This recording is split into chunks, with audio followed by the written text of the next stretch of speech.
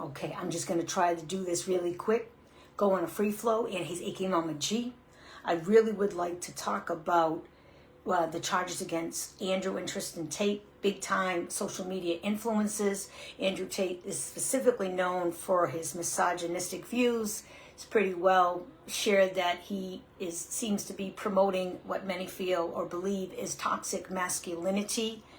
And recently, he and his brother have been charged, and I believe arrested as well, for rape and human trafficking. Let's call it sex trafficking, okay, which is all centered around sex addiction. Sex addiction doesn't seem to be mentioned, and yet it's an addiction, as is love addiction. So I might touch upon that very, very quickly.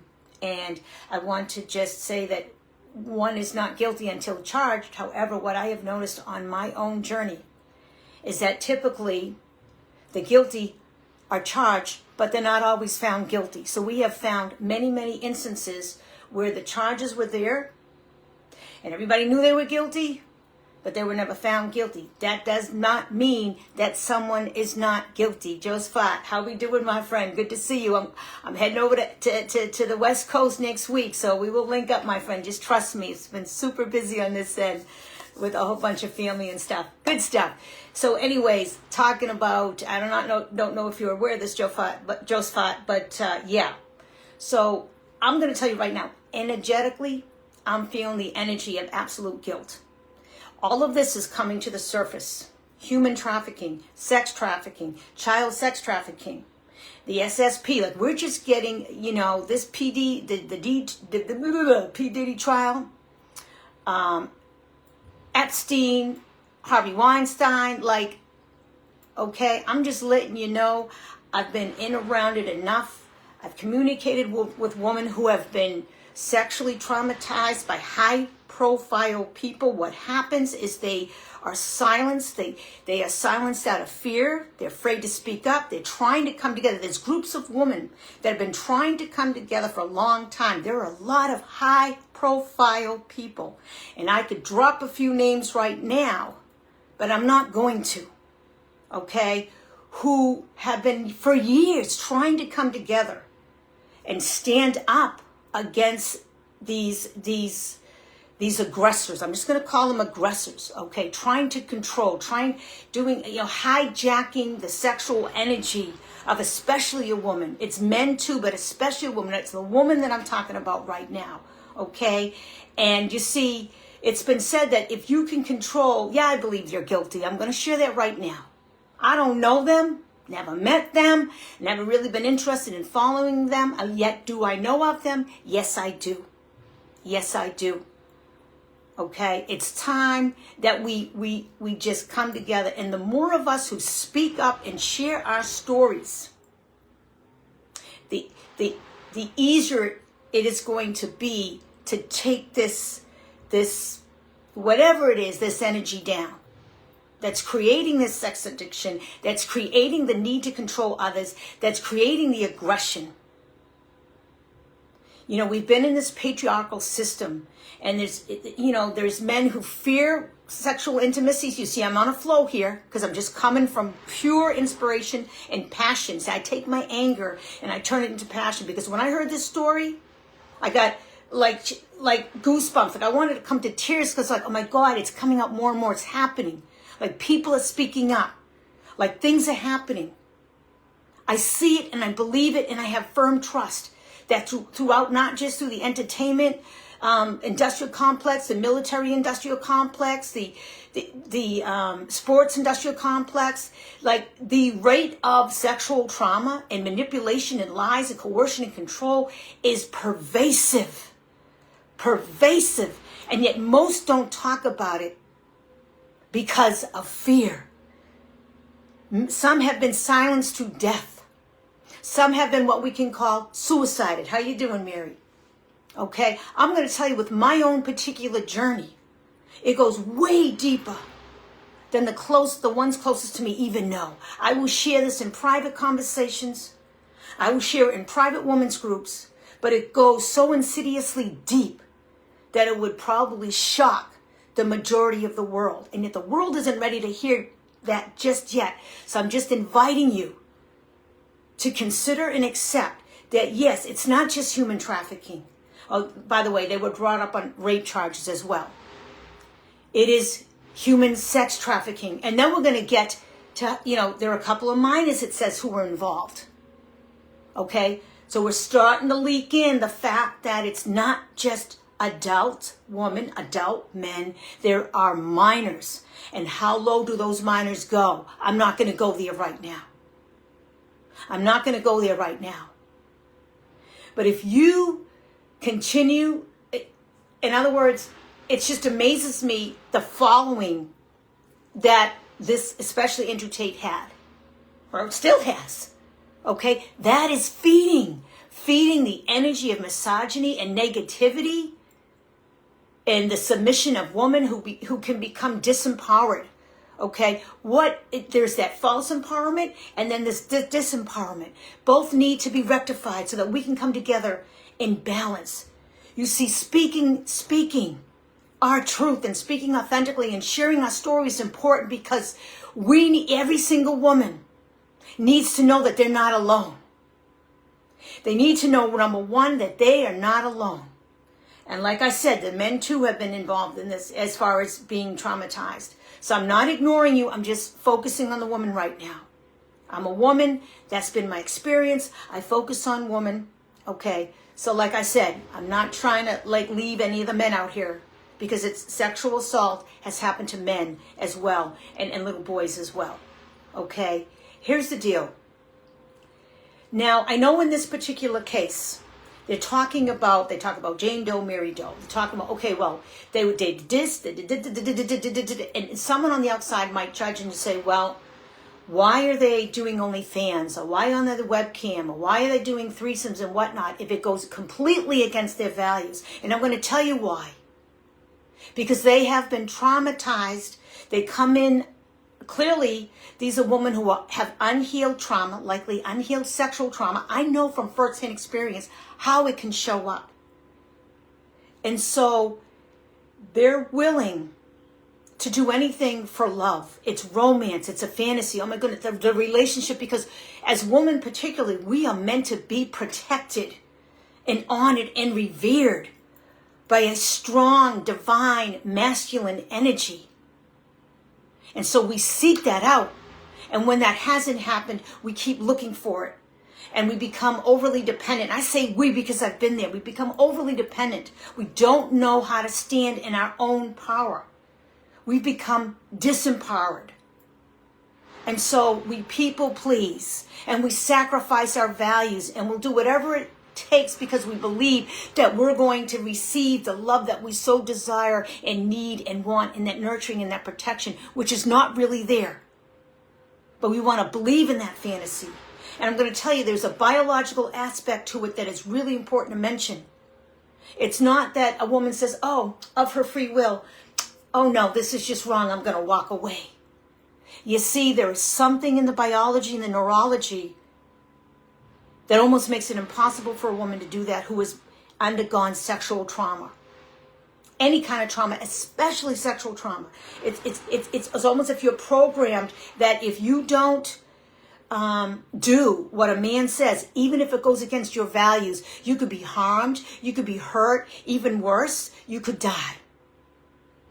Because there's an underlying message based on that initial traumatic event, that gave you that message, and it's in your system, and it's in your neurology, and it's in your biology. So let us not judge the Jane or the Mary Doe who ended up on webcam and said, oh, I love you, and oh, even if I found out you were a serial killer, I would still love you. Yeah, it sounds messed up. It really, really does. But that just shows and demonstrates the depth and the level of unhealed trauma. And there's trauma as well from the other side. Andrew, everybody needs rehabilitation. Everybody needs healing.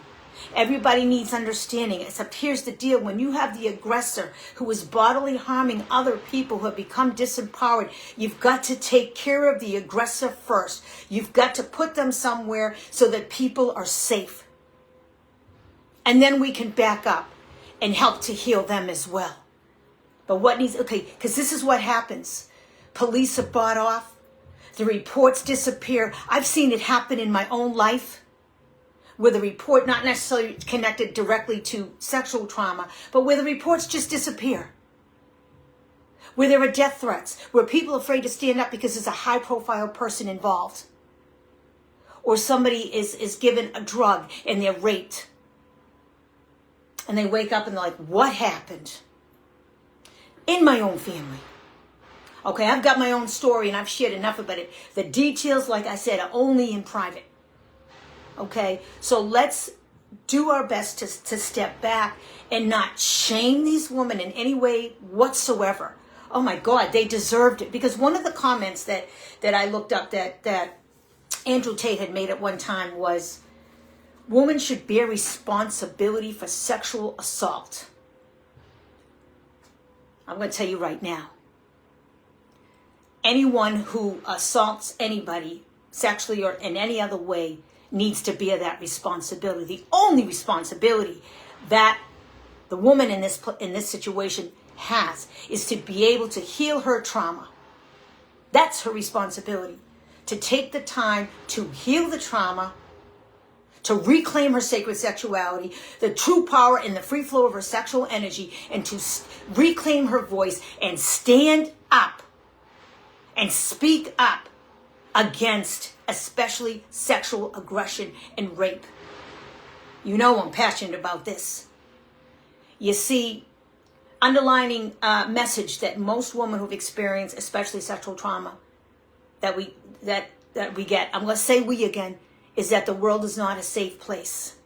It's dangerous. I could get hurt. I can't speak up about this. I need to give in. And then you feel the shame on top of it because you know it went against your values. You know you went in, but you couldn't control because there's a mechanism in there connected to even unconscious belief systems that is part of the neurology and the biology that is just automatically going to get a woman to react in a way that contradicts her values. And this is why someone like a Mary Doe, if I get that correctly, ends up on OnlyFans. How does that happen? And we could talk about the whole sexual hijacking of our collective consciousness. You see, knowledge is power. When you understand the power of sexual energy, and you understand the power, its power in manifestation, its power in ease and flow and love and accessing the divine, that is power. And you see, there is a very small, very infinitesimally small aspect of society, honestly, that is attempting to control the entire collective consciousness by hijacking sexual energy. It's pretty obvious when you look at like pop culture, when you look at the entertainment industry, and you look at, the artists that come out, not just in the United States and the UK, but around the world. You see what's happening. And if you haven't seen it, then you've been blind to it. Then you've been programmed. You see, sex positivity doesn't mean you give all free nilly-willy of yourself and give the power away of your sexual energy, which is sacred. Sacred. Very sacred. And that's what unhealed trauma does. I've been that person who was acquiesced when it went against my values, who did things that I didn't want to do, who didn't speak up when I should have spoke up, who was afraid to speak up, afraid to share my voice because I didn't feel safe. And I didn't even realize that was the issue. And I'm not going to get that call in a minute. I'm supposed to meet somebody up. Hopefully she's on her way. And I'm going to finish this up. Even this morning, I was processing and purging something related to feeling safe because I'm heading out to Santa Barbara.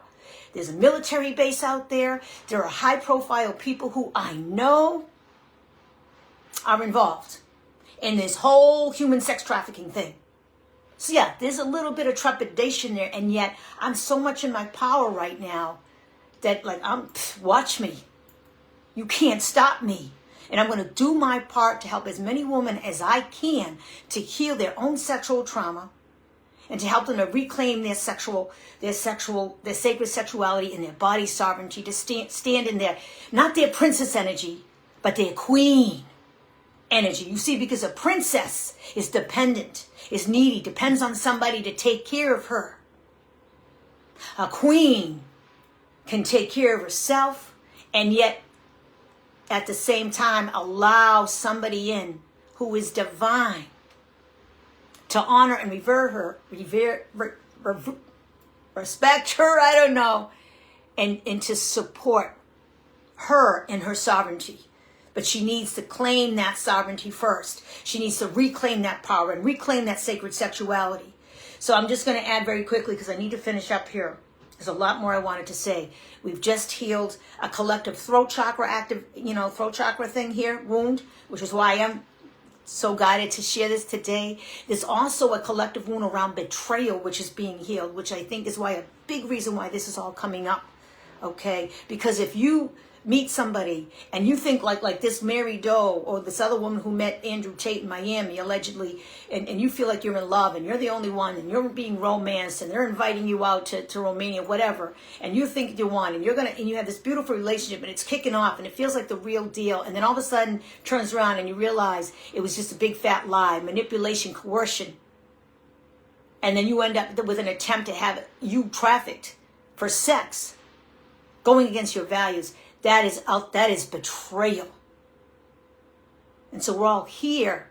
If it triggers you, it's an opportunity for you to continue to heal a deeper layer around betrayal, especially sexual betrayal. So do me a favor. Do your part to heal your own trauma, sexual or not. Show up for you, because it starts with each and every one of us. Support the women who have the courage enough to stand up against the system and against the aggressors and against those influences who are continuing to try to silence us. It will not happen. It's done. It's done. I could talk, there's love addiction too, sex addiction, love addiction, two ends of the same core wound. We need to come together. I know that I've had to heal love addiction. I'm probably still healing love addiction. I'll save that for another day. Go to my YouTube channel, Fiercely Fulfilled Feminine, and I talk about love addiction.